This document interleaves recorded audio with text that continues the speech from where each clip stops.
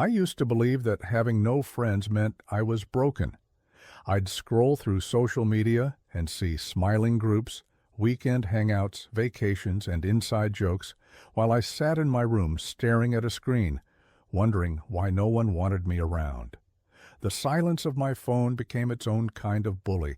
It reminded me daily that I wasn't invited, that I wasn't chosen. But what I didn't realize then was this: not having friends wasn't the end of my story. It was the beginning of discovering myself.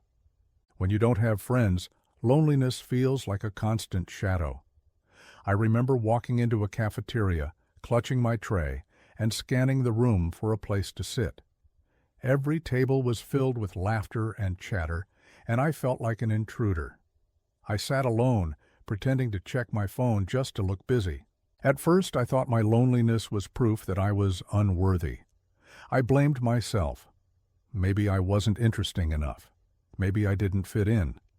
Maybe I was just destined to always be alone. That mindset crushed me, until I realized loneliness isn't proof that I'm broken. It's proof that I'm human. Every human being craves connection. The first shift I had to make was learning the difference between being alone and being lonely. Being alone is a physical state. Loneliness is an emotional one. I couldn't always control whether I had friends sitting beside me, but I could control what I did with that time. Instead of asking, "Why don't I have friends?" I began asking, "What can I do for myself today?" I started journaling, walking in nature, picking up hobbies I had always pushed aside. For the first time, I realized I didn't have to wait for others to validate my existence. When you have no friends, silence surrounds you. At first, it feels unbearable, but silence became my teacher. In that silence, I heard my own thoughts clearly. I learned what I enjoyed, what made me curious, what dreams I had buried because I was too busy trying to fit in. I began reading books that inspired me. I listened to podcasts that challenged my thinking. Slowly, I built confidence in who I was, without needing anyone else to tell me I was enough. Here's the truth. Friendships don't arrive like lightning bolts. They grow like seeds. And seeds start small. Instead of waiting for someone to magically appear in my life, I started practicing small acts of connection. A smile at the cashier, a compliment to a stranger, a short conversation with someone in line at the store. At first it felt awkward, but every small step gave me courage. Eventually, those small steps grew into larger opportunities. I joined a local class, where I found people who shared my interests. I volunteered at community events. I even reached out online to groups centered on things I loved: writing, fitness, and personal growth.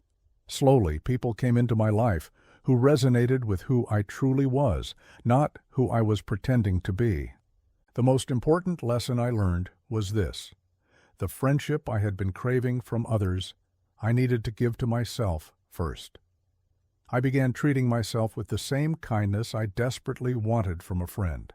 I stopped criticizing every mistake. I started celebrating small wins. I spoke to myself the way I'd speak to someone I loved. That shift changed everything. Because when I became my own best friend, I stopped radiating desperation, and instead, I radiated confidence. People are naturally drawn to that. One evening, I sat at home reflecting on my journey. Months before, I had cried over my lack of friends. Now my calendar was slowly filling with meetups, conversations, and connections. But the biggest surprise? I no longer feared being alone. I had discovered that friendships are beautiful, but they aren't the foundation of my worth. My worth comes from within. And once I embraced that, the right people entered my life naturally.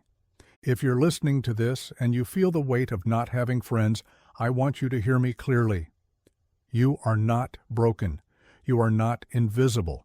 You are not doomed to loneliness forever. This season of being friendless can be painful, but it can also be powerful. It's an opportunity to discover who you are without the noise of others' opinions. It's a time to strengthen your inner voice, to pursue passions you might have ignored, and to grow into someone who attracts the right people effortlessly. Friendship isn't about having a crowded room around you. It's about building connections that truly see you, and that begins with seeing yourself first. Today, I look back on the time when I had no friends, and instead of shame, I feel gratitude. That season taught me resilience, self-love, and patience. It reminded me that adversity isn't a wall, it's a doorway. So if you're walking through life with an empty contact list and a quiet phone, don't give up. Use this time to grow, to heal, and to love yourself more deeply. Because once you become your own best friend, the right friends will follow. And when they do, you'll be ready, not because you needed them to feel whole, but because you are already whole on your own. Thank you for watching this video. I hope it makes your life a little better. Please leave a comment. I look forward to hearing from you.